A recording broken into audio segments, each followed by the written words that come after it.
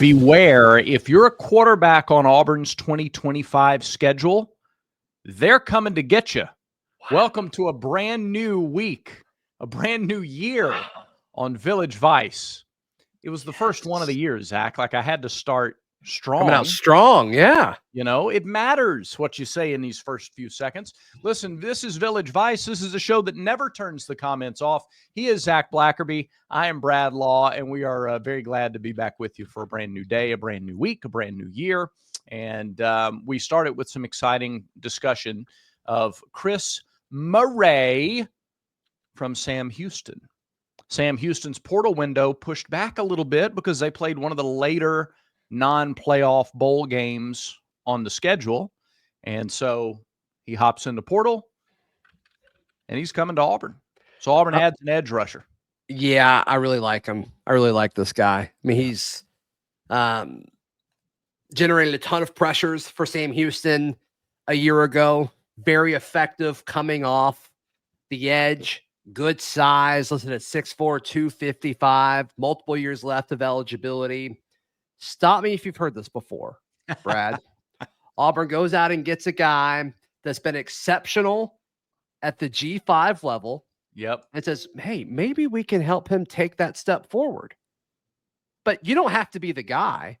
We're just going to put you behind somebody who's already established. And if it takes you a few weeks to really get acclimated to the SEC, that's okay. Yeah. That's okay. Oh, that's exactly what they did with J-Mac and Kieran. And now they're doing it with Murray. I love this addition. The path to playing time is clear, and the path to success for him is clear. This one, I think this is going to be one of the better transfer portal pickups for Auburn when it's all said and done. I really thought when I looked at the comps, when you just physically, he mirrors Kieran Crawford pretty closely. And so, yeah, it worked last year with Kieran coming in from Arkansas State. Yeah. Similar type of schedule and competition that you've gone up against at Sam Houston, and coming from a big school in Texas in the high school ranks. You love his size, you love his speed. And so let me ask you then, Zach, if you go back and take the edge position after Kieran's signing last year, and compare it to the edge position as it sits here the first week of January 2025. Compare and contrast the two. Tell me what you like better. Are we talking strictly edges, or does Keldrick and Amaris, are they in this room too? Yeah, give me Keldrick and Amaris as well. This year's? Yes. This year's. Yep. Yeah. Yeah, I think so, because I think it's okay to assume some things here. I think it's safe to assume that Keldrick will take another step forward. Probably won't be as drastic from freshman to sophomore. It's typically not, but I still think you're going to see Keldrick be better than he was a year ago. I think you're going to see a major jump from Amaris, because that's typically what you see with highly touted guys taking that jump from freshman to sophomore year. And then Kieran, the second half of the season, I thought was exceptional, surprisingly exceptional, because I really didn't like his game the first few weeks of the year. And he just, he got acclimated, he got coached, and he got better there. I like Murray as the number 2 guy. And then like Jared Smith is just chilling. Like, you know, the physical phenom that he is as a true freshman. So I like this. I like this year's version of the room better. Far less known, because you knew what you had in Jalen McLeod going into 2024. Okay. And you thought like Kieran was potential. Keldrick, you didn't know, but you kind of had a feeling, right, that he was going to take a step forward. I mean, we were talking this time last year about how explosive he was and the difference that he made in the limited snaps that he played. And so we did the projection game where we go, man, if you give this guy 40 snaps in a game, he could have this kind of productivity. So Keldrick is known at this point. The others, we haven't seen it for a full season, but man, you talk about the difference in the ceiling from the 24 team to the 25 team at the edge spot. And I think it's substantial. Like I don't think that's hyperbole. I think there is a substantial difference in the ceiling at this position in 25. Yes, because of Keldrick and Amaris and Smith. Yeah. I think. And like there's upside for Kieran. I think what we saw the last few games of the year for Kieran's probably what you're going to get. But if he does get a little bit better just because of the development, and like he wasn't playing football for that long, right? Like he was a late bloomer, if I remember that correctly. And so he went to like a year of high school ball. Yeah.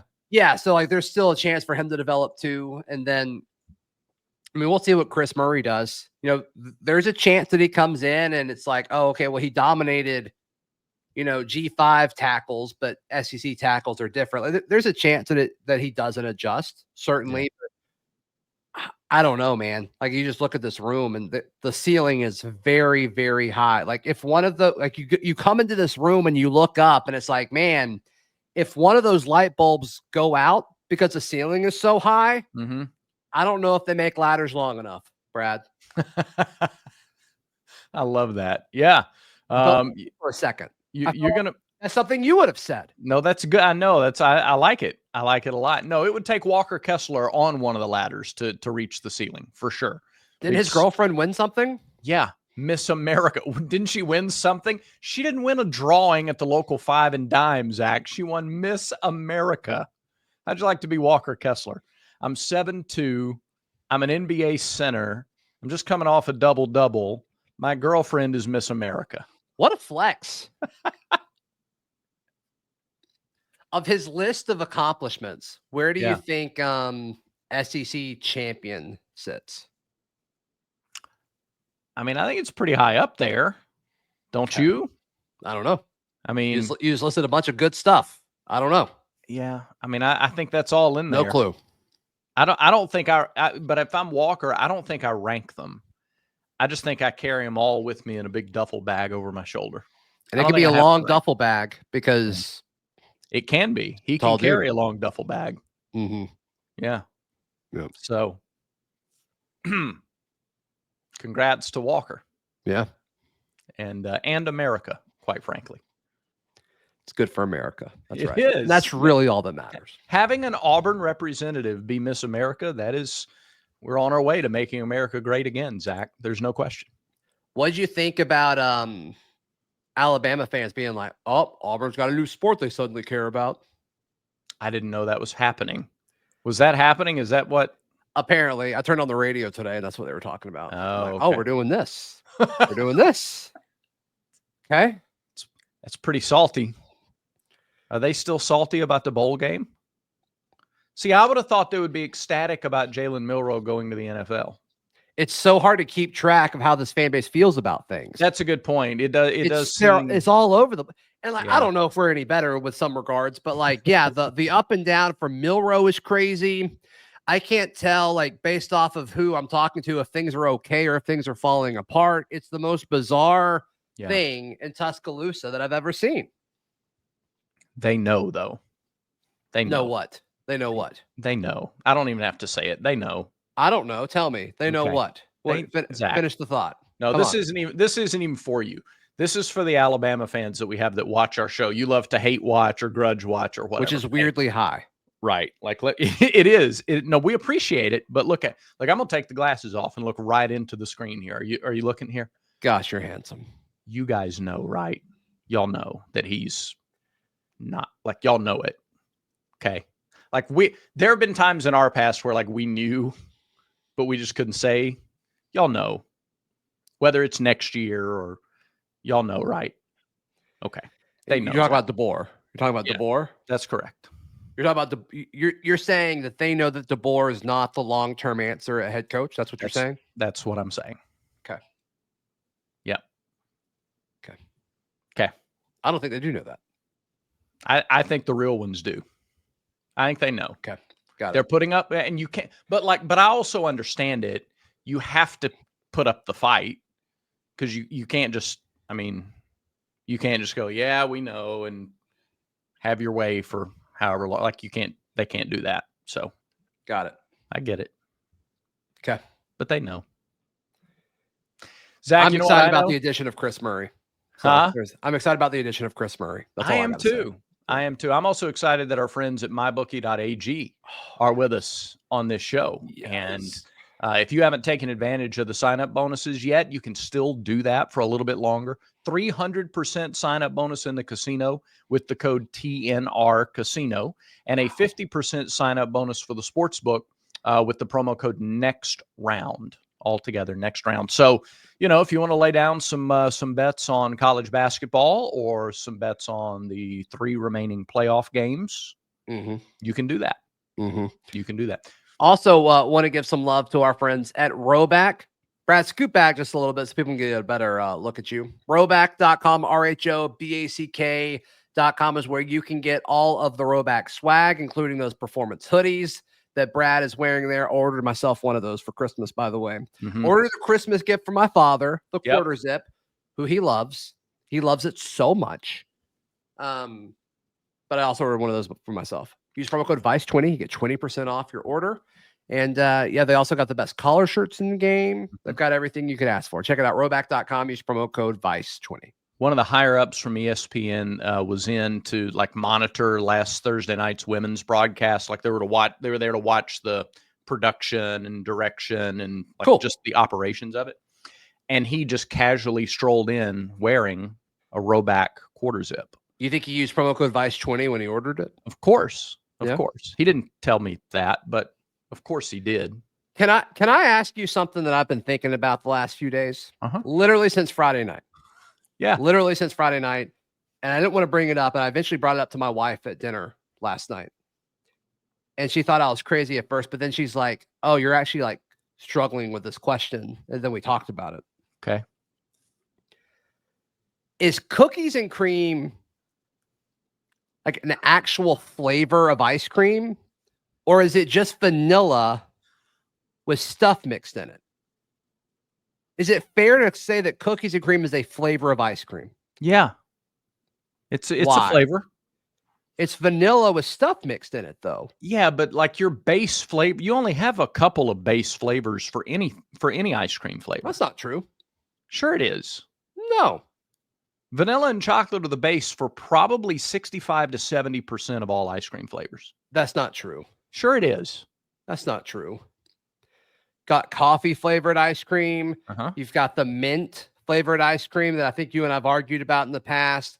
I mean, I think if you go to any ice cream shop, there's a bunch of very few of them have the pre-mixing in there. Cookies and cream is one. Rocky Road. You might get a place that has Moose Tracks that's in season. But most of them are just different colored ice creams. Moose Tracks is a base of chocolate, though. Right? Okay, you're really focusing on the wrong thing here. But yeah, okay. Sure. No, I'm giving you 30 or 40% that are not, but most of them are base vanilla or chocolate with just other stuff mixed in. So cookies and cream is vanilla ice cream with cookies and the cream in the middle. But is it a flavor or is it more of a type of ice cream? No, I would say that's a flavor. All right. I would quickly and emphatically call it a flavor. The more I think about it, the more I think you're wrong. But let's come back later and then we can discuss this some more. I need you to think about it. Okay. I need you to think about it. You think because I don't think you really got what I was saying there. Because you really keyed in on the wrong thing, and that's okay. It's a deep topic. And you weren't emotionally or mentally ready for it. And that's okay. You think my response is because I didn't understand the question? It's a deep, profound question. And that's okay. Okay. What could be coming next to Auburn via the portal, you think? I don't know, but I'll get into that in a second. But I'll tell you what, a cookies and cream milkshake is absolutely my favorite flavor of milkshake. Yeah. It's a good argument. It's a good argument. Thanks. Let's say I'm at Chick-fil-A. Yeah. Ordering a milkshake. Sure. And let's say they asked for my name. Yeah. And I said Jackson. If my milkshake was ready, what would they yell from behind the counter? Milkshake for Jackson. Incredible. I'm excited for Auburn to potentially add Jeffrey Mba via the portal soon. You're seeing more and more crystal balls. Yeah. More and more RPM, I think is what On3 calls it. You're seeing more and more predictions for Auburn to reunite with Jeffrey Mba. What a ride. Welcome home again. Yeah. Big fella. Yeah, and that's kind of been. It was pretty clear to see that you needed to add a few more guys defensively after that initial portal window. They've totally retooled the offense and still some spots on the defense to shore up. And this staff doesn't know. I mean, they haven't coached Imba because he left before this, before they got going. But he knows Auburn, and he kind of knows what it takes to compete against SEC offensive linemen. And so I think that'd be a really positive depth piece for this defensive line. Yeah, I think so too. And it would give you kind of a clear two deep at the front four. Your starters, at edge, you'd have Kieran Crawford, then Murray behind him as strong side defensive end / the other edge, whatever you want to classify it as. Keldrick Falk and then Amaris Williams. Yeah. At your nose, you'd have Dallas Walker and Bobby Jamison Travis, and whatever order you want to put them in. And then Malik Blockton and Jeffrey Imba. Like, I like that. Yeah. That's fine. I think you need a few more guys after spring. You need a few more, but it gets you a really solid base going into spring.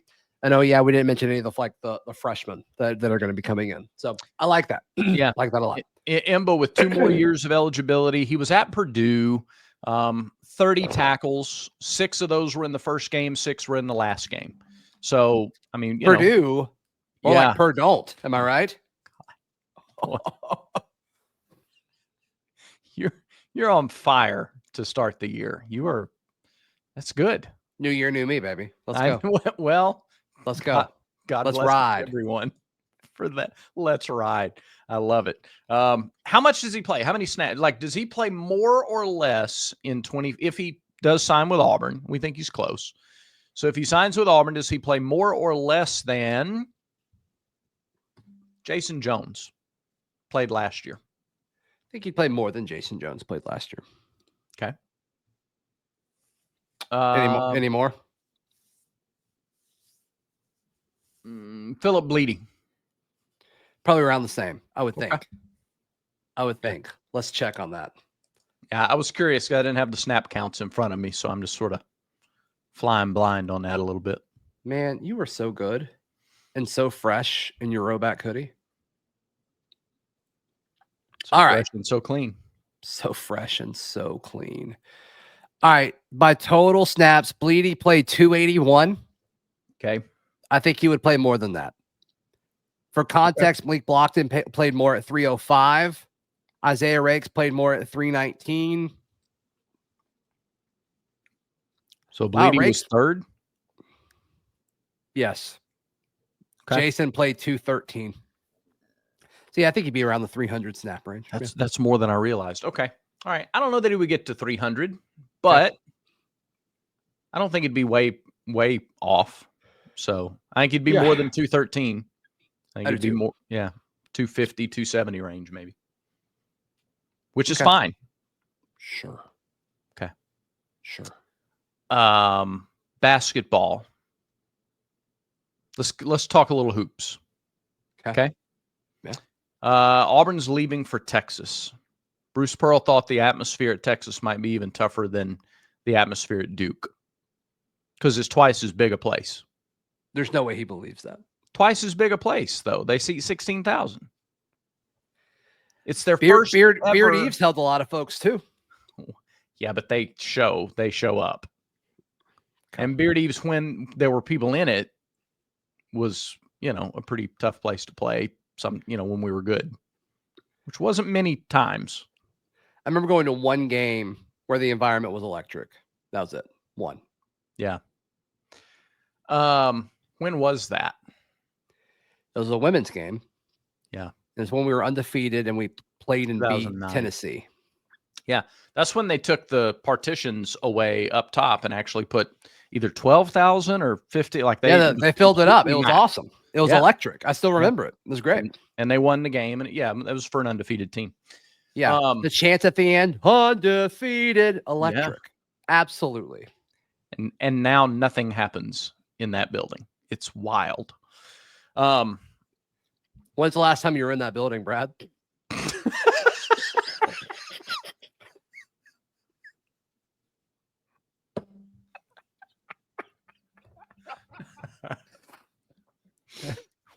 Well, as a matter of fact, Be as specific as possible. Be as specific as possible. Okay. Yeah.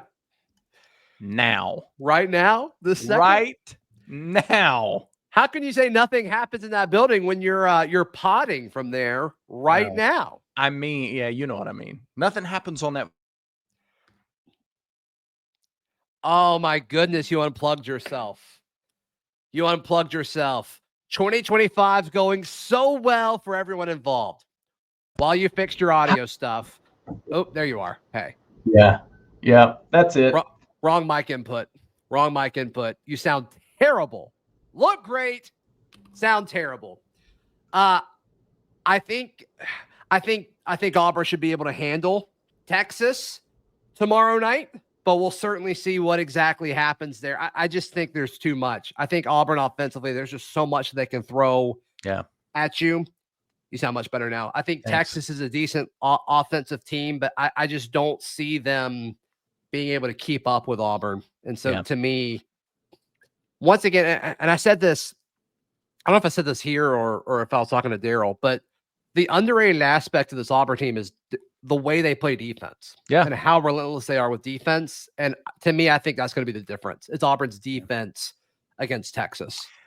I don't think any team's top scorer has had his average against Auburn this year because Denver just takes them away. A lot like another number 2 took away the top offensive scorer from the opposition 6 years ago. I mean, it's crazy how similar Denver's defensive game is to Bryce Brown's defensive game from 2019. You would put Bryce on the other team's top scorer and just know if that guy's a guard and just know he's not going to get what he normally gets. Yeah, I mean, even the Isaac Okoro year, which they didn't get to play in March, but Okoro could do the same thing. They were peaking at the right time as well, so it allows you to do a lot. The thing that's so tough, and I've been in these sessions where the coaches put on the film, and it's the day before a game. What a flex by you? No, keep going. Don't stop while you're mid flex. So. And you put on the film and you go one by one through the personnel. Sure. And you go, here's number 1. Make sure he doesn't go to his left. He's really good off of screens, this, that, or the other. Just try to whatever. Okay. And you got everybody's attention. They're all locked in for the first guy. And then the next guy who scores double figures, and you watch him and you say, try to make him, he's really good catch and shoot. So try to make him shoot off the bounce, or don't let the ball get into him in the corner because that's his favorite spot, and everybody's locked in. Okay. By the time you get about to the 5th or 6th guy, okay, you're starting to lose the team. The focus just isn't there. Plus, your scout of those guys is he's better at 2 than he is from 3, so give him the 3. Like, that's the only thing you say about those guys. When an opponent sits in that scouting meeting for Auburn, you're 8 and 9 guys deep. You can't, guys can't take that in and process it and execute it on the floor at the speed that would be required to slow Auburn down consistently enough. It's not just about here's how to try to defend Janai Broome. It's that same guy has to defend Dillon and Chaney at some point in the game. Yeah, and they're like 12 minutes. This Ja'Kai Howard guy is going to be there, and if he jumps from the free throw line, like it's going to hurt. Right, it's going to hurt you. That's the depth of talent offensively, and it's just so. That's why you go on 12-0 runs, 15-2 runs, and because it happens so fast. I mean, the Missouri game was close, and then it's like, okay, they let off for like 2 minutes, and it was. It was over at that point. You know what it is? It's too many grocery bags to carry in one trip. You just can't do it against Auburn. You can't carry them all in at once. You got to have so much help. You got to have multiple trips, or you have multiple arms carrying all those grocery bags in. Otherwise, you're just overwhelmed. Yeah, that's it. That's exactly what this Auburn team is. It's too many groceries for one trip. Worst show of the year so far. Oh, completely. But we're going to leave those comments on. I guarantee that. All right. And I'll read it. That does it for today's show. Check out thebarnauburn.com. Please be a part of the message board community. There's no better place to be with basketball happening and baseball starting soon. The transfer portal ain't slowing down at all. Before we know it, spring practice will be here. Thebarnauburn.com. Check it all out. Thanks for watching today. Thanks for subscribing here to this YouTube channel. And remember, until next time, even in 2025, even with all the resolutions, everybody got vices. Make sure Village Vice is one of yours.